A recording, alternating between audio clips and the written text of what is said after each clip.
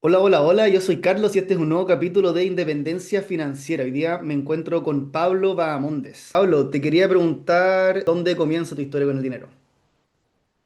Mira, mi historia con el dinero propiamente tal, yo diría que desde bastante joven, desde bastante niño, porque yo me crié con mis abuelos. Mi abuelo trabajaba en transporte, ya estuvo en un tiempo en camiones, en buses, también estuvo incluso en taxibuses micro, ¿ya?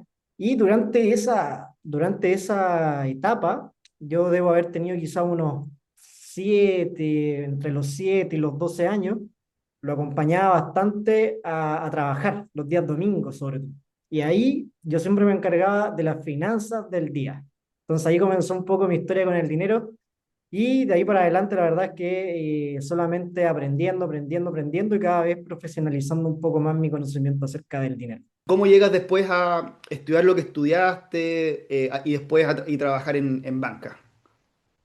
Mira, sí, resumiéndolo mucho, una vez que hacía esta actividad con mi papá, con mi abuelo, me di cuenta que tenía de una u otra manera tenía cierta facilidad con el dinero, porque era bueno ahorrando. De hecho, hubo un tiempo en que siendo muy joven fui prestamista de algunos familiares, imagínate, cosas por el estilo, ya cobrando interés, entendiendo un poco cómo se movía, pero todo, claro, todo muy desde solamente el sentir. No tenía ningún tipo de educación financiera, no me habían enseñado mucho en la casa más allá de lo que son la administración del hogar, ya que simplemente escuchando uno aprendía. Con el paso de los años, bueno, también me iba bien en el colegio. Mi abuelo me dijo, oye, en una vez tú deberías estudiar ingeniería comercial. Y yo estaba entre estudiar ingeniería civil industrial o estudiar incluso derecho, llegué a pensar. Ujú. Mi abuelo me dijo, oye, si estudias ingeniería comercial, eres bueno en la administración, creo que podrías llegar a ser un buen economista, un buen financiero. Y le dije, ¿sabes qué? Sí, tienes razón. Le hice caso y entré a ingeniería comercial en la Católica del Norte. Estudié durante los 5 o 6 años de universidad.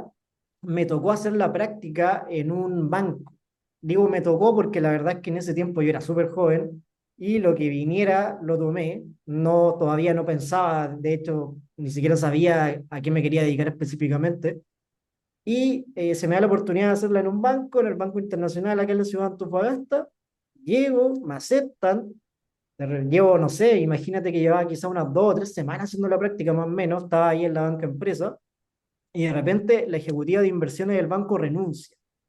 Ya, a mí la verdad que no me importó mucho y el gerente de la sucursal me llama y me dice, Pablo, tenemos que juntarnos, ¿sabes lo que acaba de pasar? Renunció la ejecutiva de inversiones, no tengo a ningún candidato por el momento, no tenemos pensado contratar a nadie por el momento, así que siéntate ahí, te van a llamar de Santiago, te van a enseñar, aprende. Y ahí empezó el primer paso en mi práctica profesional con las inversiones, con los fondos mutuos, los fondos de inversión, con aprender de mercado, etcétera. Ese fue mi primer trabajo como ejecutivo o asesor de inversiones, teniendo recién 24 años en el Banco Internacional en el año 2014. Entiendo que estuviste más o menos 10 años trabajando en banca. ¿Cómo fueron esos 10 años? ¿Qué cosas destacas?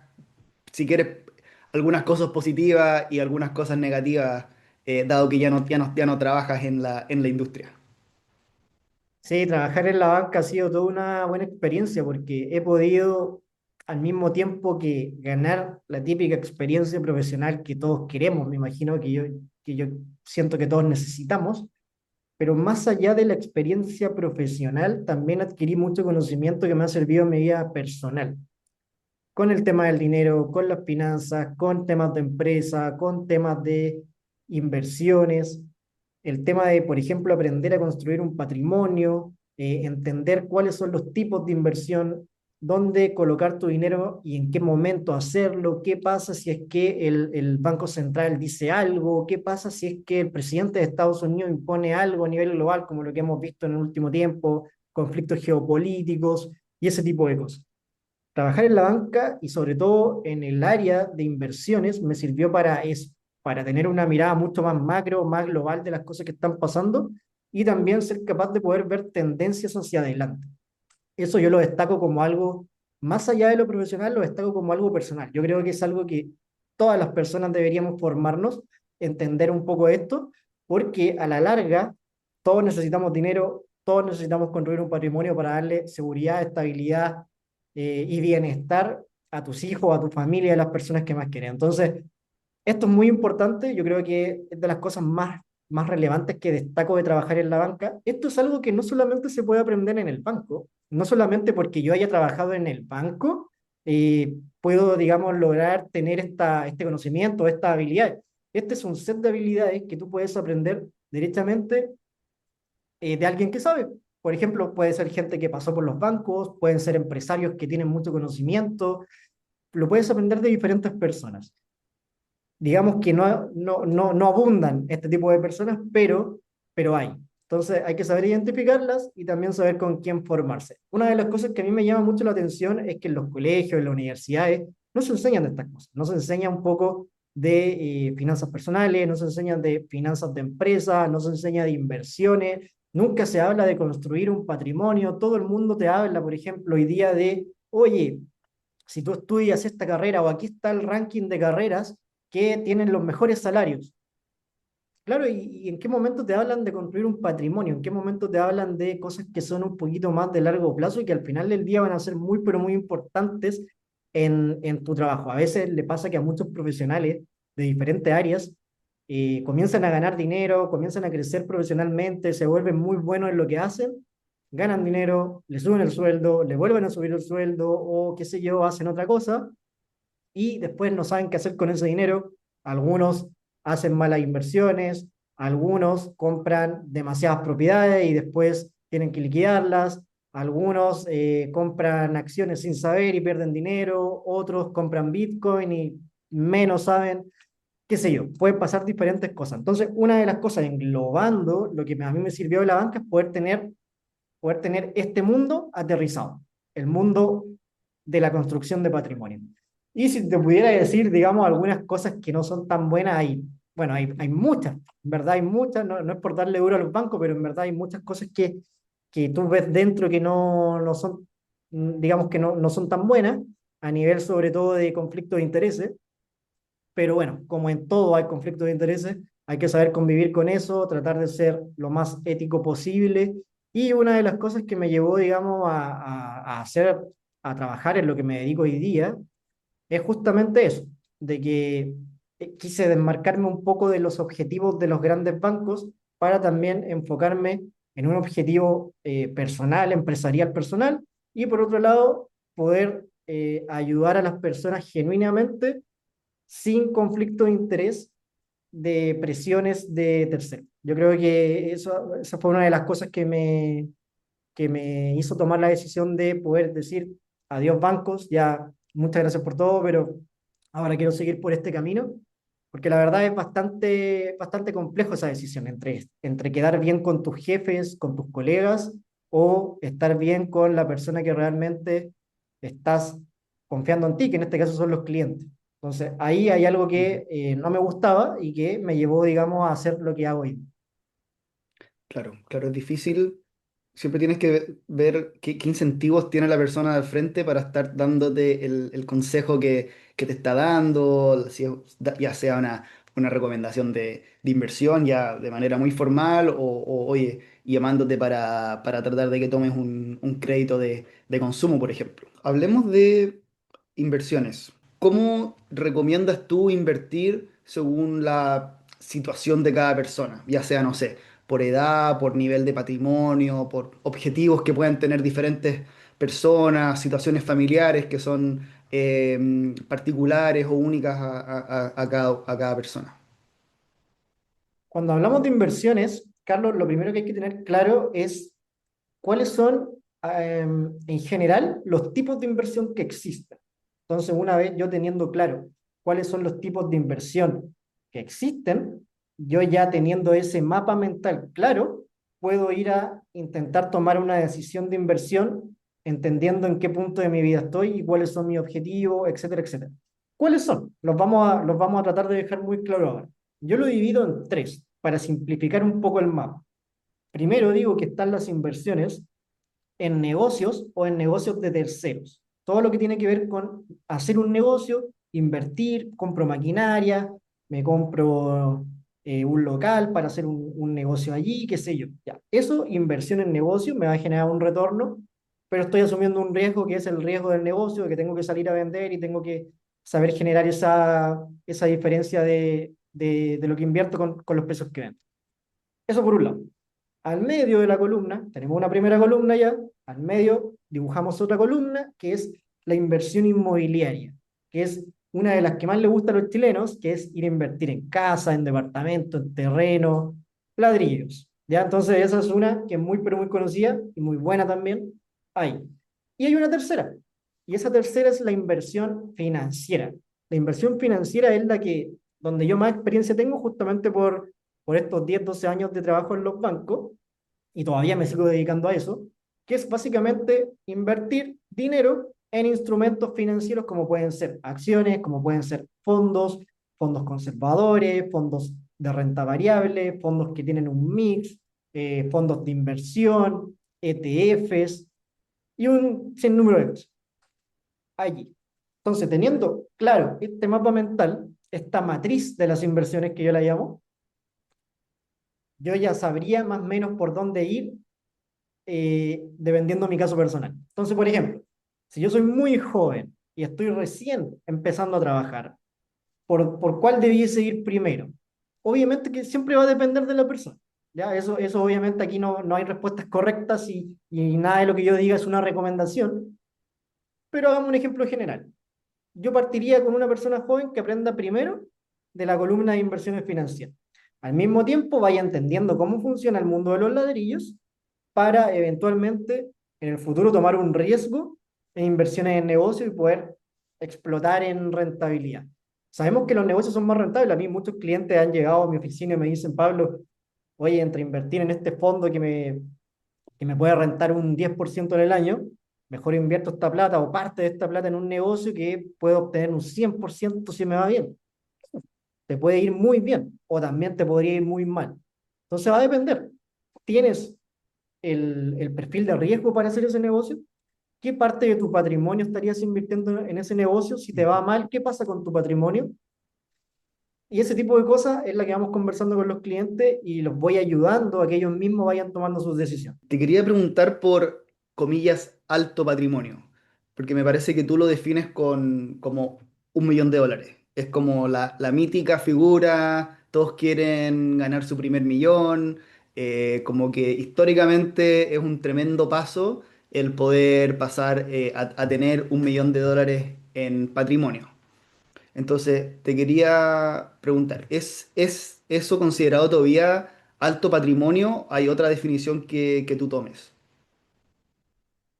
Mira, algunos libros dicen de que 1 millón de dólares lo podríamos categorizar como millonario, como alto patrimonio. A mí me gusta dar toda esa definición para Chile. En Estados Unidos quizás ya nos quedamos cortos con 1 millón de dólares. Podríamos estar hablando ya de 10 millones de dólares, sobre todo por los precios ya que tenemos hoy día en Estados Unidos, por el costo de la vida. En Chile a mí me gusta hablar de 1 millón de dólares alto patrimonio. 1 millón de dólares. De hecho, y pero en patrimonio, por ejemplo, estamos hablando, hay dos diferencias, porque acá muchos se confunden. La diferencia primera es 1 millón de dólares, ¿qué? ¿En dinero, en liquidez o en patrimonio? Porque ¿qué es patrimonio? Patrimonio básicamente es todo lo que tengo menos todo lo que debo, si es que debo. Entonces, si yo tengo 5 propiedades. Imagínate que tengo 5 departamentos y vale cada uno 100 millones, tengo 500 millones, pero tengo crédito hipotecario. ¿Cuánto debo de eso? Ya, supongamos que de esos 500 debo 300. O sea, mi patrimonio inmobiliario serían 200 millones, más o menos, haciendo cálculos muy simples. Pero tengo ahorrado en dinero 100 millones. Entonces, mi patrimonio total vendrían siendo 300 millones, si le sumo eso. Entonces, cuando yo hablo de millonarios, generalmente hablo de que tengan un patrimonio en dinero, en cash, de esa cantidad de dinero, de 1 millón de dólares o de 1.000 millones de pesos, Ya, además de otras cosas que puedan tener. Yo creo que esa definición, al menos a mí me gusta bastante, es la que yo ocupo en mi día a día, pero la verdad es que es solo un concepto, no marca gran diferencia, es un concepto nomás que aplicamos para definir a un millonario. ya. pero igual, claro, al final el diablo está en los detalles, pero claro, o sea, es bien diferente una persona que dice, oye, tengo un patrimonio de 1 millón de dólares y es porque tiene una casa gigantesca y la casa vale, no sé, 3.000 millones y debe 2.000 millones y por lo tanto es millonario, pero solo porque tiene una casa eh, gigantesca o probablemente avaluada muy bien. Pero no tiene ahorros, no tiene inversiones. O sea, eso es muy diferente a la persona que, no sé, arrienda su departamento en Santiago, qué sé yo, y que tiene un montón de plata metida en ETFs en Estados Unidos o donde sea. Como que son dos personas que, claro, tú ves el patrimonio neto, los dos son millonarios en el papel, 1 millón de dólares, pero la distribución o la constitución de esos dos es muy diferente y también es muy diferente lo que puedes hacer, la libertad que te da este ejemplo bien como extremo que acabo de dar. Aquí hay un concepto que entra justo en lo que tú dijiste, porque es el concepto de la liquidez. ¿Qué es la liquidez? ¿Qué tan rápido yo convierto mi patrimonio en efectivo? ¿Qué tan rápido lo tengo en mi cuenta corriente si es que necesito hacer algo? Por eso que cuando tenemos muchas propiedades, no somos tan líquidos. No tenemos, o sea, ¿cuánto me demoro en vender una propiedad? Si necesito dinero mañana y solamente tengo propiedades. Me demoraré 3 meses, 6 meses si tengo suerte. Entonces, Ujú, para venderla bien, no en remate, no en un precio donde salgo para atrás. ¿Está ahí? La idea es vender bien eso. Me tomaría tiempo, por lo tanto no tengo liquidez. Entonces, siempre es bueno cuando yo estructuro un patrimonio, tener obviamente ladrillos, tener negocios, pero también tener la patita financiera, que es que te da liquidez. Porque imagínate, tú tenías dinero invertido en un ETF, en un fondo, en 3 a 5 días la plata ya está en tu cuenta corriente cuando tú sales a vender esos instrumentos. Y eso te da mucha libertad. Eso es lo importante. ujú. Perfecto. Entonces, si juntando los dos conceptos, el primero es que estos tres pilares de patrimonio que definiste, negocios, inmobiliario e inversiones. Y después el alto patrimonio. ¿Cómo recomiendas digamos, una recomendación estándar, genérica, que podrías dar? ¿Cómo distribuirías, cómo diversificarías ese patrimonio? Si efectivamente, si partes como en una hoja en blanco y dices, ya, tengo un cliente o tengo una persona que quiere ver en qué, en qué distribuir. Quizás si te sirve como más caricatura, una persona que hereda 1 millón de dólares y llega preguntando, ¿qué hago con qué hago con todo este dinero que me acaba de aparecer en la cuenta corriente? Ya, mira, hagamos dos ejemplos. Hagamos dos ejemplos, el que dijiste tú y uno más. El que dijiste tú es el más preocupante, es el que a mí menos me gusta porque es una persona que si le llegó esa herencia, no tenemos el precedente de que sea un buen generador de dinero. No tenemos el precedente de que entienda de dinero. Probablemente esa persona, lo más probable, las probabilidades dicen de que no va a entender mucho. No va a entender mucho de negocio, no va a entender mucho de inversión inmobiliaria y va a entender menos, va a entender de inversiones financieras. Entonces ahí es difícil estructurar un patrimonio, porque la persona lo primero que te dice es, no, mira, me voy a comprar esta propiedad, no, mira, voy a hacer esto. Tiene una cantidad de sueños en la mente, pero no, que son superiores incluso al dinero que recibió. Entonces, tienen que, tienen que, tienen que ser personas que se dejan ayudar con personas de confianza, con ya sea un asesor de confianza o familiares de confianza que los puedan ayudar a estructurar bien ese patrimonio. Lo que yo recomendaría a esa persona primero es que se forme. Primero que tiene que aprender. Mientras aprende, ese dinero tiene que estar invertido en un instrumento al menos de renta fija para que al menos pueda ganarle a la inflación. O sea, eso es lo primero que yo le recomendaría. Una vez que tú entiendas cómo funciona el mundo de la inversión inmobiliaria, cómo funciona el mundo del crédito, cómo funciona el mundo de los negocios, si es que quieres llegar a hacer algún negocio, lo haces. Pero ¿cuál es el típico error? Recibo la herencia, recibo el $1 millón o los 1.000 millones de pesos, me meto un negocio, el negocio que me dijo mi cuñado, que me dijo mi tío, que me dijo mi primo, y le coloco 900 millones, me quedo con 100, y con los 100 que me quedan me compro una casa o un departamento. Si ese negocio le va mal, hasta ahí te llegó el ser millonario. Entonces, lo primero es formarse. Hay que tomarlo con mucha humildad y con mucha tranquilidad, y eso va mucho con la mentalidad, va mucho con la mentalidad. Por eso yo siempre hablo, yo todos los días le mando un email a mis suscriptores donde hablo de cómo generar dinero, cómo invertir el dinero y cómo proteger el dinero, y dentro de esos emails voy hablando mucho también de mentalidad, porque cuando yo no tengo conciencia sobre el dinero, no tengo conciencia sobre la inversión, eso te lleva, sin duda, a tomar malas decisiones, a creerte todo lo que te dicen o a creer todo el miedo que te colocan en los medios, etcétera. Entonces, primer caso, preocupante, muy preocupante y mucho ojo. Si te llegas a pasar eso, tómatelo con mucha calma, con mucha responsabilidad, conversa con más de un asesor, con más de un familiar y trata de tomar una decisión mesurada, pero trata de aprender tú, porque tú tienes que formar el criterio para tomar decisiones. No tienes que decir, no, es que el asesor tanto me dijo esto y esto es lo que vamos a hacer. Y tú le preguntas por qué lo hizo, cuál es la tesis de esa inversión, no tienen ni idea. Entonces, lo primero es formarse y crear el criterio. Segundo caso, el segundo caso es el más interesante y el que a mí más me gusta porque ahí están la gran mayoría de mis clientes están ahí. Son personas que partieron sin saber mucho, como todos, hicieron un negocio y les fue muy bien. Y acá en el norte pasa mucho. Como acá tenemos la gran minería, tú acá puedes ser proveedor de los grandes como Escondida, como Antofagasta Minerals. Imagínate que hiciste un negocio porque estudiaste una carrera técnica, estuviste trabajando un tiempo en la minería, entendiste cómo funcionaba un proceso, te diste cuenta que había una deficiencia, dijiste acá entro yo, te transformaste en proveedor de la minera y te forraste. Con los años ganaste dinero, construiste un patrimonio en dinero, te compraste cosas, propiedades, qué sé yo, y ahora llega un momento en que tienen, no sé, 500 millones de pesos.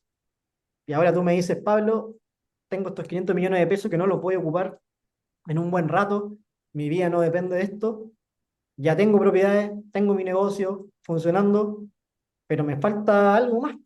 Y ahí es donde entran los instrumentos financieros, porque ese dinero en el tiempo se va depreciando, conocemos que existe un concepto que se llama inflación, sabemos que la deuda sigue aumentando, y eso obviamente genera que los precios suban y que el dinero valga menos en el tiempo. El valor, el concepto del valor, la única manera de combatir contra eso es invirtiendo y vamos a invertir en instrumentos financieros. Y ahí entramos a invertir en fondos de renta fija, fondos balanceados que mezclan renta fija con renta variable, que son instrumentos aún así sencillos, pero te generan un retorno sobre la inflación.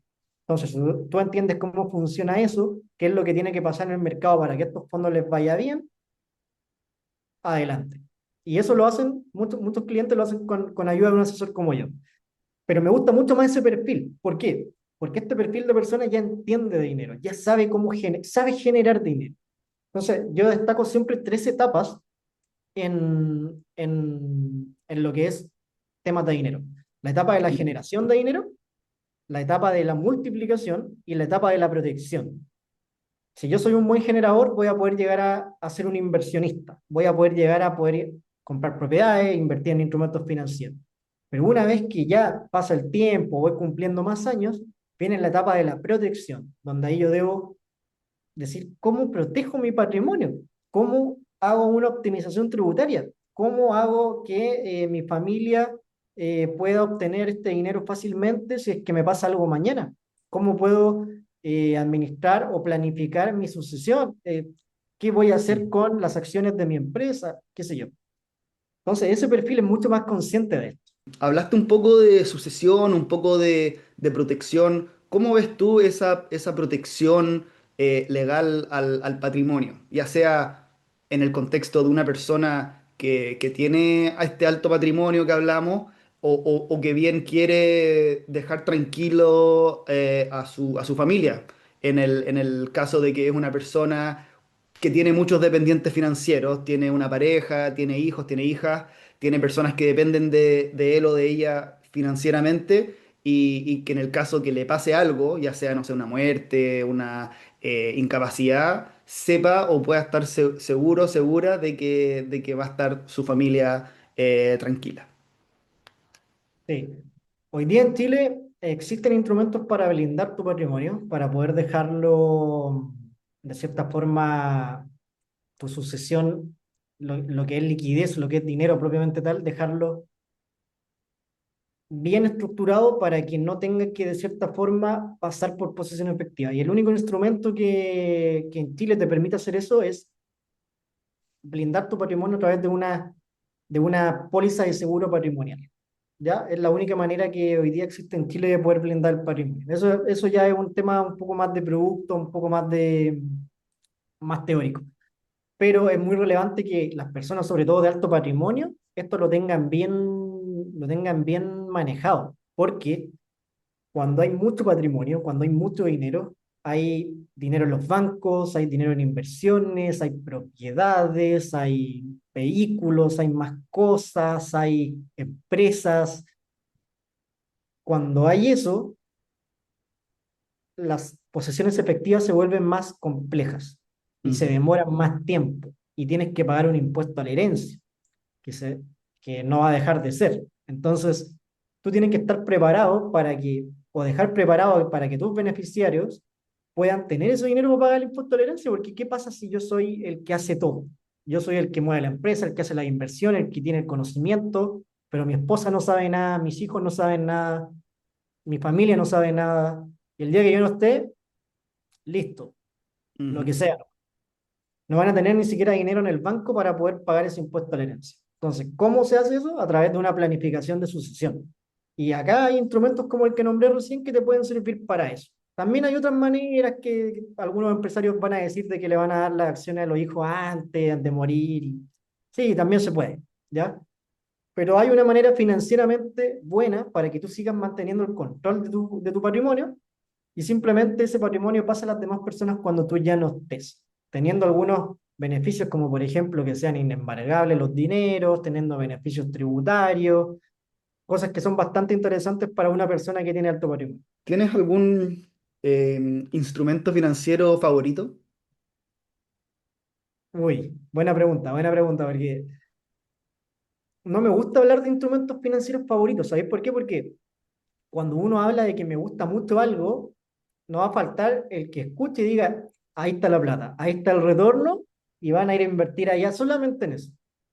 Espero que no sea el caso, pero hay instrumentos que me gustan mucho. Soy muy positivo, por ejemplo, con el tema de criptomonedas.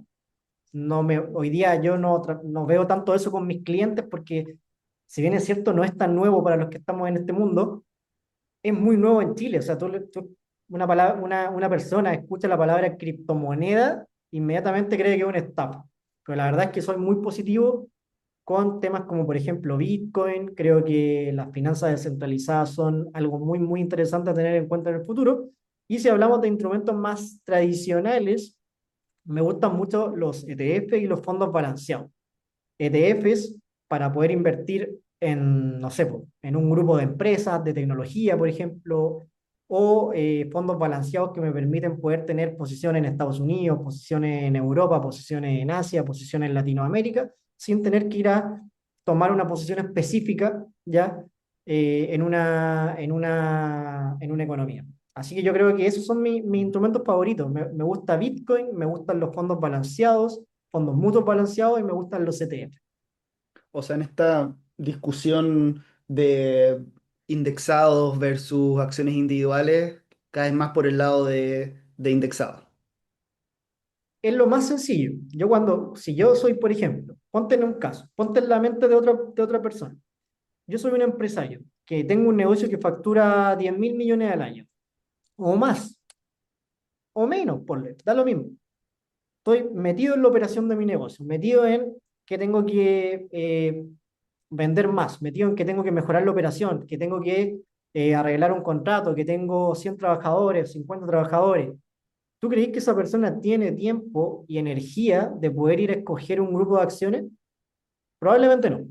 Entonces, la mejor manera de invertir, dedicarte a tus cosas, en lo que eres bueno, generando dinero, y al mismo tiempo poder generar más dinero a través de las inversiones, es justamente a través de estos instrumentos que son sencillos, que te permiten una amplia diversificación y te lleváis un retorno que es bastante bueno si lo miramos en, por ejemplo, plazos de 5 años. Tú te ponías a mirar plazos de 5 años en retornos de fondos balanceados. Estamos hablando de que algunos fondos llegan al 120% en 5 años. O sea, son retornos muy buenos también. Ujú, Así que lo que yo siempre le recomiendo a mis clientes empresarios es ir por ese camino, a no ser que ya de manera muy individual quiera hacerle un seguimiento a ciertas acciones, ¿no? Es que mira, ¿sabéis qué me gusta? Aprovechando el momento, me gusta SpaceX. Creo que SpaceX va a ser la empresa que gane la carrera espacial. Voy a comprar las acciones de SpaceX, listo, y la dejo ahí. Pero cuando yo quiero manejar constantemente acciones, comprar, vender, tenéis que estar metido. Tenéis que estar metido porque ese servicio tiene otro precio. O sea, si quiere que un asesor lo haga, tiene otro precio ujú. porque vamos a tener que estar en mucha comunicación diaria. Pero hay un perfil para eso.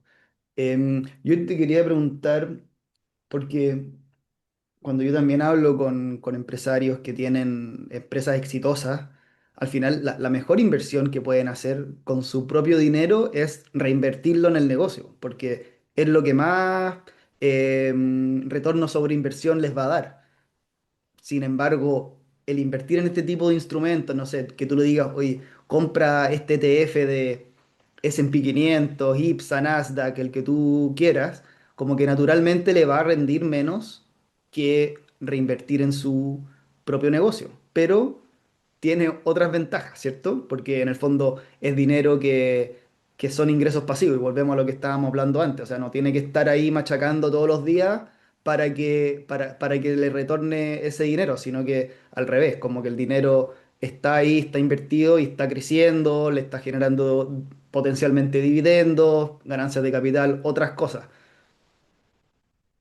Sí, tienes razón en eso. Muchos empresarios me dicen de que tendrían un mejor retorno si reinvierten en su negocio, pero aquí es donde entra un concepto y me toca mucho hablarlo con clientes empresarios.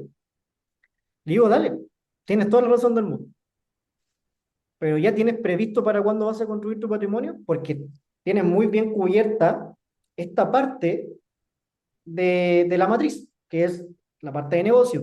Ujú, Quizás también tienes bien cubierta la inmobiliaria, pero si no tienes nada en la financiera, no tienes bien cubierta la matriz del dinero o la matriz de la riqueza o la matriz de las inversiones, como la queramos llamar. ¿Por qué? Porque cuando tú inviertes en tu negocio, estás asumiendo incluso quizá un riesgo mayor del que asumirías si compraras un grupo de 5 acciones. Dependes de que otro te pague, dependes de la operación, etcétera. Tú tienes que, como empresario y como hombre de negocios, tienes que tomar la decisión de, ok, ¿cuándo voy a comenzar a construir mi patrimonio? Entonces, si voy a reinvertir todo en mi negocio, no estoy tomando, entre comillas, la decisión de en algún momento comenzar a construir mi patrimonio. Entonces yo debo planificarlo. ¿Ok? Cada año voy a inyectar cierta cantidad de dinero a mi patrimonio personal. ujú, Pers- y eso lo puedo invertir en instrumentos financieros para que a través del tiempo vaya generando el famoso interés compuesto y al mismo tiempo ese dinero siga generando dinero. Entonces, muy diferente. Son cosas diferentes. Una cosa es que te vaya bien en tu negocio y otra cosa es que tengas patrimonio. ujú, Conocemos muchos casos, yo creo que tú también, Carlos, de empresarios de que sacan el negocio y no tienen nada. Entonces, una de las cosas que un empresario de éxito se debiese preguntar, ¿cómo voy a construir mi patrimonio aprovechando este buen momento, aprovechando que me está yendo bien? Porque una pregunta que es válida es, oye, ¿me va a ir siempre bien? Que probablemente no. Probablemente no siempre voy a facturar 10.000 millones. Quizás un día van a ser 1.000 nomás.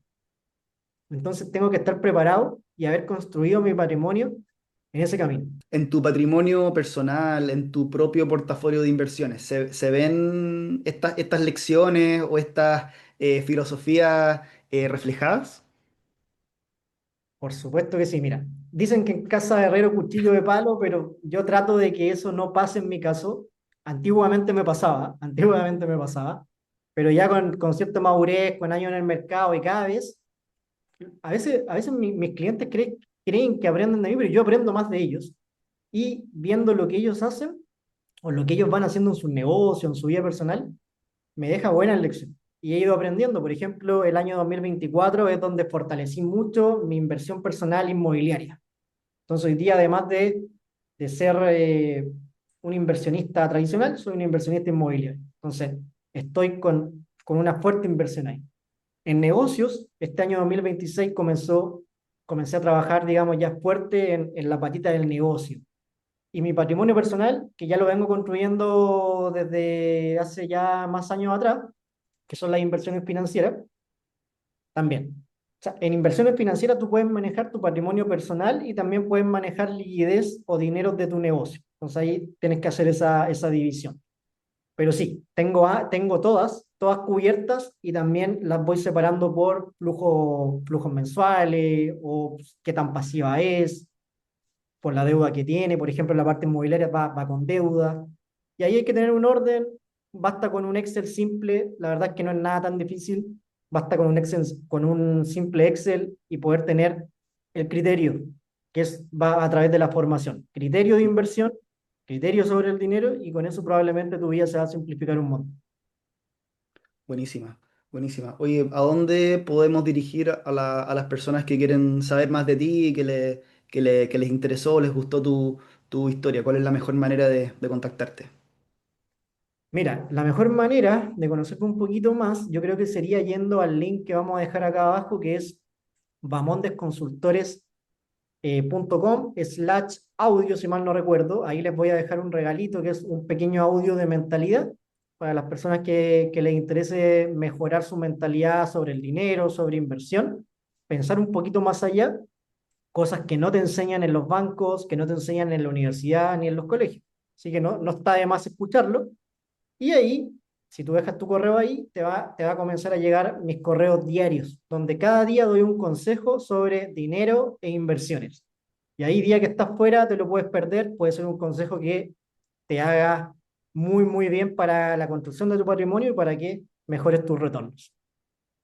Buenísimo. Bueno, ha sido un gusto. Hasta la próxima, Pablo.